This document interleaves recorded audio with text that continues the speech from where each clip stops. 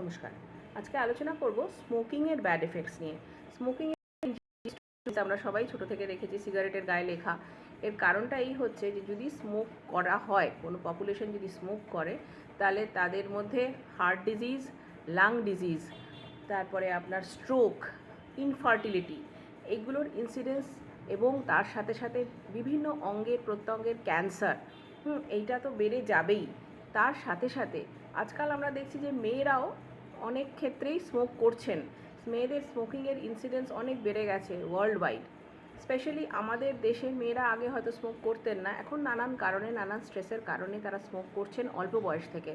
কিন্তু কি ব্যাপারটা হচ্ছে, মেয়েদের যদি স্মোকিংয়ের মানে অভ্যাসটা হয়ে যায়, তাহলে কি হবে, তাদের মধ্যে প্রচুর পরিমাণে ইনফার্টিলিটি দেখা দেবে, আর্লি মেনোপজ হবে, মানে মাসিক তাড়াতাড়ি বন্ধ হয়ে যাবে।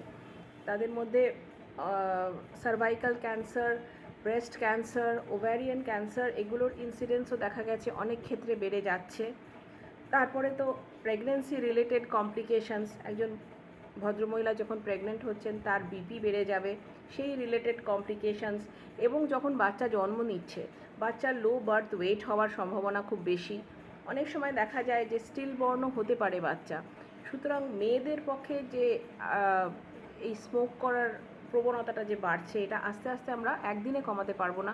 যদি আস্তে আস্তে কমিয়ে আনতে পারি, তবে এই যে মারাত্মক অসুখগুলোর কথা বললাম, এগুলো হয়তো আমরা কিছুটা হলেও কমাতে পারবো। Thank you.